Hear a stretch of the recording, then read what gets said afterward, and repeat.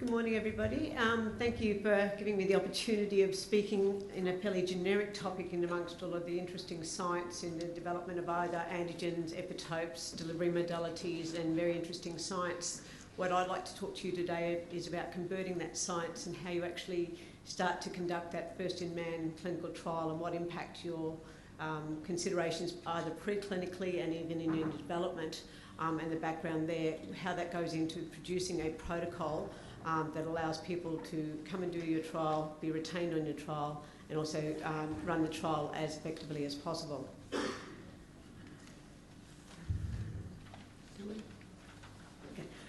In 1796, this picture here shows Jenner giving the cowpox to a child where it was challenged with smallpox, and the I suppose the concept of Western vaccination here was identified. Obviously these days the HRECs would not allow you to do this, and neither were the regulators. But the bottom line is that what we're trying to do is find a target immunogen that will be a surrogate marker for protection, and then to try and demonstrate that by doing it in proper organised clinical trials under the regulators' approval, and then hopefully go through a series of stages, phase 1, phase 2, phase 3, and registration of the trial, and eventually take up and use of the product. Bill Gates has been a big supporter of vaccination studies, especially for diseases which don't have as much financial impact for the big pharma. And his statement here saying that it's the most effective and cost-effective health tool ever invented is something that we at QPharm definitely promote, and because we're 100% owned by QAMR Berghofer Medical Research Institute, which is also a very big promoter and developer of vaccine and vaccine science. So QPharm has been in operation about 13 years, and we've done a variety of clinical trials. We tend to do more complex clinical trials than the basic safety trials, and in terms of most of our trials are for infectious diseases, but we have done and starting to see more kind of patient-based studies, or either for autoimmune disease and other infectious diseases. Done a number of genetically modified vaccine trials, and I'll talk a little bit later about some of the complications and the challenges of those. The vaccine interaction study is really important, especially in the genetically modified ones where you've got a core of one virus and antigens of the other, and also the impact of potentially doing vaccinations concurrently in your childhood program, how they start to mimic in terms of the time schedules and putting it into that program. Most of our trials are done in healthy volunteers because we're a phase 1. Phase 1 in vaccines and in most drugs actually happen in healthy volunteers. We have some patient groups in some of our early phase 2 studies, but mostly we do phase 1, which is first in man, and then we do phase 3, which is more using healthy people for surrogate markers of immunogenicity, where there's a 3-batch prepared and they compare it against the phase 2 batch and a placebo, because obviously the actual proof of the use of the vaccine is usually in clinical trials in the areas where the diseases are endemic. The standard routes of vaccine delivery, most of them are intramuscular, but there's more and more going into intradermal vaccinations, and it's really particular for the person actually delivering the ID vaccination that you actually get the proper bleb, and you know how not everybody or every nurse can do a proper intradermal vaccine, and our clients have been very specific in demonstrating that by doing photography and also making sure that their staff are very well trained. There are now new kind of delivery needles now that are supposed to be foolproof, that anybody should be able to give an intradermal, and they're now coming more into our into the consumables that the client provides to us.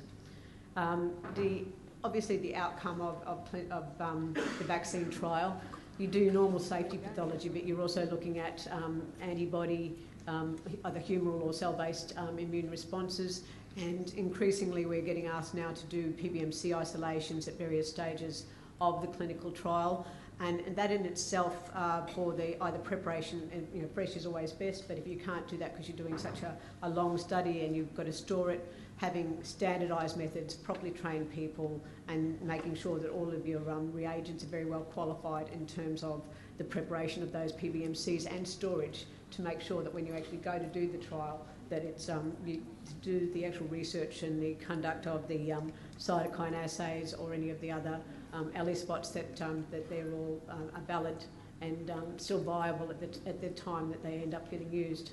Also, there's some other pre-preparation cytokine type of assays, and again with this intradermals, there's a lot more research kind of going into doing punch biopsies at the injection site, not necessarily the first, but maybe after the third vaccine, looking to see what the immune response is into the actual vaccination site.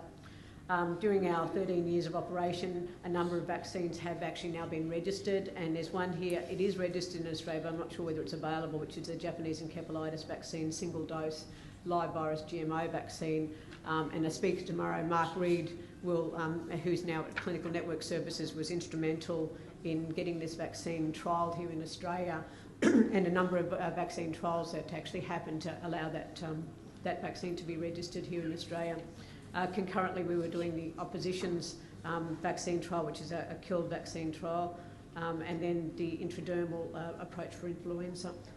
Sorry. QPharma, although we are a private clinical trials company, we are encouraged, obviously, to collaborate with our investigators to write up our research, and this particular study was a really interesting one of our first genetically modified JE vaccine studies looking at vaccine-vaccine interaction, because the core of the vaccine is yellow fever and the outside is the Japanese encephalitis, and it was looking at whether you gave the yellow fever with the JE at different times, whether there was any effect of the immunity. And we've done a number of, we did a couple of malaria vaccine trials. Some of these antigens stemmed out of the CRC for vaccine technology, which was around in the late 90s, early 2000s, of which I was part of that at the QIMR. It's nice to kind of see it going into fruition into a properly formulated vaccine and getting trialled. So we've conducted 23 vaccine trials in our 13 years of operation. Most of them are, as you can see, are for prevention. There's a couple of therapeutic ones here, an ongoing HSV2 vaccine, and the celiac ones, which are more looking at gluten type of peptide approaches. Most of the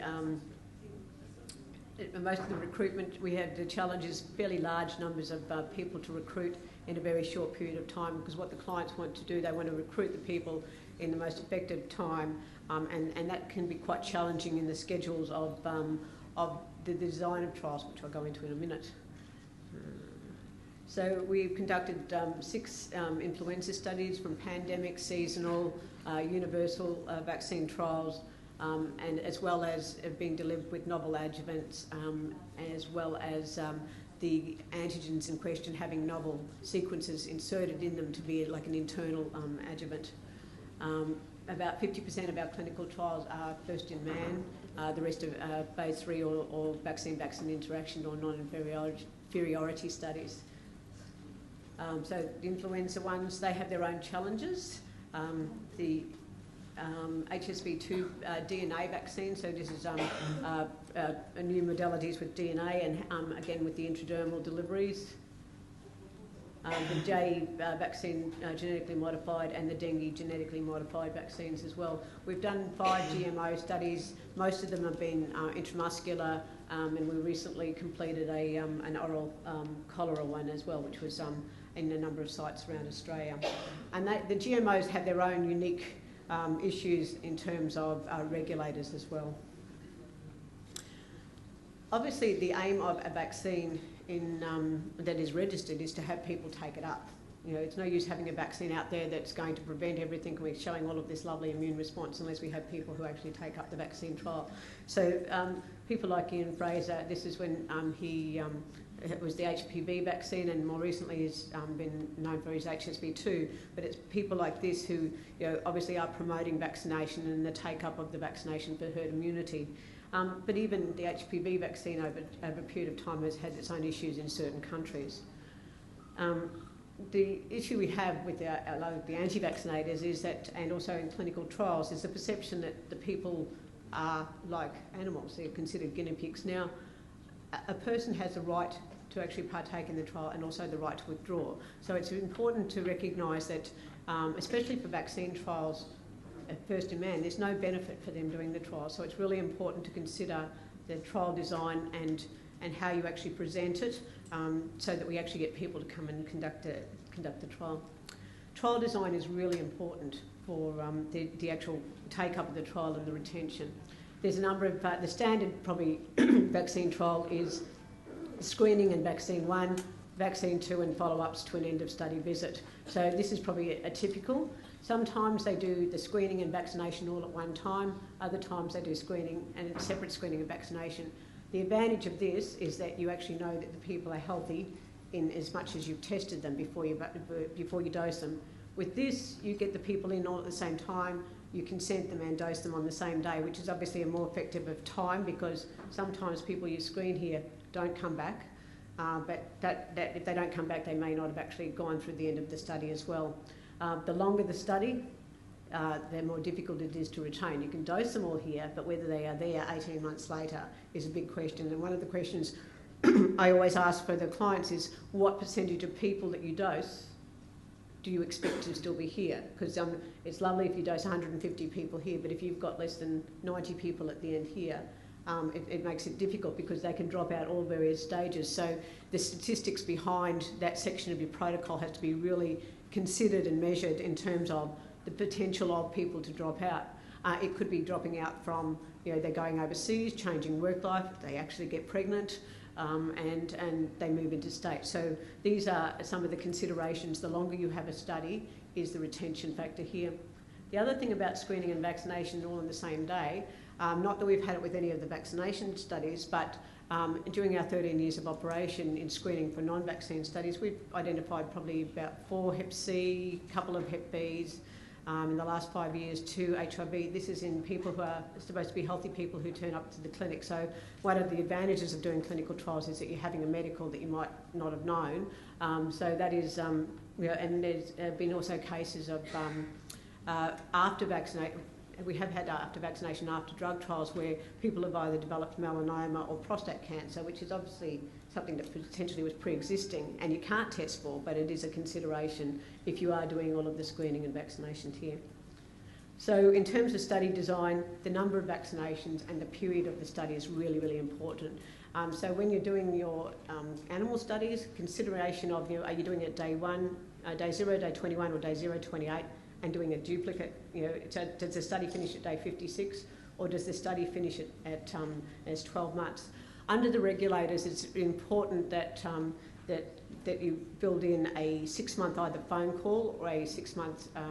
Normally in the first in man, they also have the people come in to do an immune response, so they'll have the people coming back. It's obviously easier to recruit if it's a phone call versus having to have somebody still being around at 6 months to come back.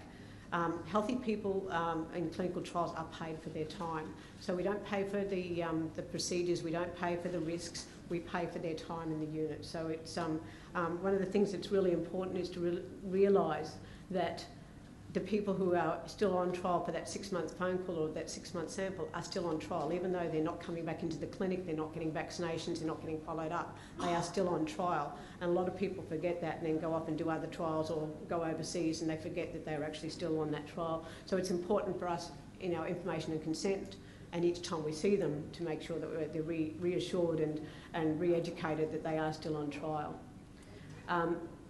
In the phase 1s, they often have people staying for anywhere from only an hour up to 6 hours after the vaccination, and it may be because we're looking for a delayed immune response, because some of the targets may actually have something. You're looking for obviously initial anaphylaxis or potentially delayed response, and if that happens, you want them to be in the unit and not at home.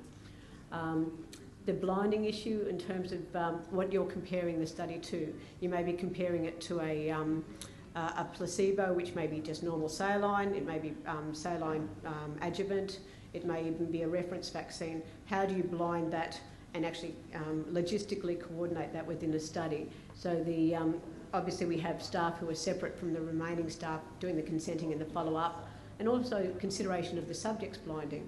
If you've got something that's the reference vaccine is like the influenza one that's on the market, versus something that's now a subcut or something that's a different delivery, obviously they're going to look different. So sometimes we have the people turn away so that they don't actually look. Sometimes their arm goes through a curtain so that you can't see it. In a recent vaccine, there was actually a different taste. And in the information and consent form, we actually, it said, please do not discuss the taste. Now, as soon as they're outside the unit, you have no control of that. So the blinding issue is something to be considered. Clinical sampling and procedures. Obviously, we got people having some blood for safety and blood for the actual outcome parameters. That's not as big a deal as for our other kind of drug trials. We have people in the unit from 3 days to 28 days where they're either taking a drug every day or once a week and having bloods and urines and everything taken. So vaccine trials are a little bit easier to recruit in that manner, in that there's not so much happening to them. Often it's blood. PBMCs, we're taking somewhere between 70 and 120 mils of blood on a number of occasions. So blood volume, we don't want to exsanguinate our volunteers. We need to consider a unit of blood every 3 months is what the ethics committee will allow. So consideration of when is it important to have your PBMCs versus not. I mean, you don't need to have them 7 days after. You may need to have them 28 days later, and the timing of whether it's after the first vaccine or after the boost. Often they have to have injection site photos. They're given diary cards and thermometers and rulers to measure the site afterwards. In terms of a standard study, we can do, for just a basic humoral antibody study, we could probably dose between 20 and 30 people a day. If we're doing PBMC processing, where it's really important to do the PBMC processing within 2 hours from collection until till freezing, that's usually limited only to about 8 to 12 people a day, and we stagger them coming through the day. So the logistics of how many people you can do in the day is impacted by what you're actually doing in the procedures. The nature of the actual vaccine product, seasonal nature, obviously influenza, the flu season is usually around April, May, they start getting their vaccines for prevention through to about August, September. So you don't want to be doing a flu vaccine in that time because, number one, people are having their flu vaccine or they're getting the flu. So you need to be having your final critical time point by about March and April. So most times they're starting to dose around about September, October, so that you can consider when you're going to have your final critical sample. And then the consideration in the protocol, can they go on or when can they go on to have their normal flu vaccine. Pre-existing immunity, pre-screening. We've only actually done one study to date, but there are a number of vaccine trials coming up soon that we are actually doing pre-screening. And the common one here is the herpes virus, where asymptomatic infection, a lot of people have already got it. So do you need to pre-screen and only give them to negatives, or do you build that into your protocol, having just an understanding that the baseline, a percentage will be already pre-existing, and you build that into your statistics. So it's a lot more difficult to do pre-screening. In our HSV2 healthy volunteer study, about 50% of people either had HSV1 or HSV2 who didn't know. So obviously we had to screen them out because they actually had to be HSV2 1 and 2 negative to be on the trial. The considerations of what are the benefits to the volunteer. I mentioned before, having a health checkup regularly is one of the benefits of being on clinical trials in general, but sometimes they also compare them to the registered vaccines, the travel vaccines, which can be quite expensive. So we had the registered yellow fever, the registered Japanese encephalitis, and obviously influenza also built into some of our trial designs. So they're much more favourable for people in recruiting for studies, but in saying that, they're also randomised and blinded, so not everybody knows what you're going to get until the end of the study.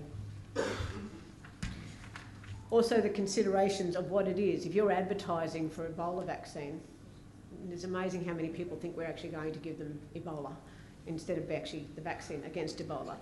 But it is the considerations that you need to do when you're recruiting people. I mentioned the challenges of GMO vaccines. ODTR licences, we've done licence dealings, notifiable dealings and notifiable low-risk dealings. So the earlier the stage of the trial, the more licensed it is, and as they get to the phase 3, they go down until they're registered. Obviously, the NHMS, the ethics, considering you've got a live virus vaccine, the OGTR considers animals and transport and everything like that. OGTR, once you put something into a human, you're out there. You're not actually considered under the OGTR, but you've got to consider potentially educating your people. So we had to provide mosquito repellent and mosquito avoidance information to have people when they were in the JE vaccine trial, so that because they still had a live virus in them, even though it may be limited in terms of its replication, we still had to obviously avoid that spread if possible. And so importantly, there's PC2 containment and aqueous and OGTR as well. So that was the vaccine that we did for the JE vaccine. Age is very important. Most of our healthy volunteers are 18 to 50. The elderly population, we've done about 3 trials, 60 to 85. Obviously, they have more concomitant illnesses, concomitant medications, and people die when they're between 60 and 85. So we get serious adverse events, not necessarily related to the vaccine, but they do potentially die. So how close that is to the vaccine obviously impacts, and the follow-up of that. Contraception is a big impact in clinical trials. Most of our phase 1s will not allow abstinence. There's a couple that we just had recently that will allow abstinence. Obviously, abstinence is the ultimate contraception, but it's whether their sponsors will trust them. Same-sex relationships as well. Why should a female have to go on contraception when she's not going to get pregnant? Again, it comes down to the sponsor and what their requirement is, and also the regulators who don't quite understand normal lifestyles these days. Exercise, we don't want to have a high creatine kinase from somebody who's just done a massive weight building thing, because you don't know whether the CK is because of the vaccine or whether it's because of what they've done. So we often, if I see creatine kinase in the pathology testing, I have a bit of a radar up, because what we're looking for is educating our volunteers not to do massive weights or marathons or big football games within 2 days of either their vaccine or coming in for the clinic. Urine drug screening, alcohol and cotinine. Sometimes vaccine studies, they don't do these, but again, what you're looking for is what other things could potentially cause errors in your vaccine safety thing. Pathology and physiology, do you do it at screening or just baseline? Non-clinically significant at the discretion of the investigator is great. We have a lot of sponsors who set certain parameters, and you cannot go outside those parameters. And 5% of people are outside normal ranges but still healthy, and it's not clinically significant, but they still do it. Contraception, there's usually a lot of what you can be on, what you can't be on. If you ever see any American trials, spermicide is always mentioned. It's not available in Australia, hasn't been available since about 2008. The ethics committees know that it's not available, so if you see anything with trials and that, don't mention it. Abstinence or same-sex have to be dealt with in the protocol if you can.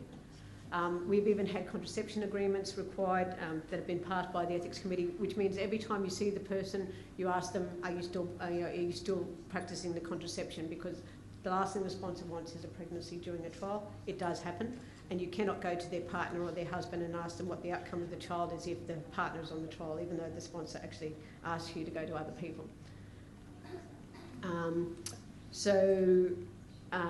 Limitations of what other vaccines you can have. Exercise, as I mentioned before.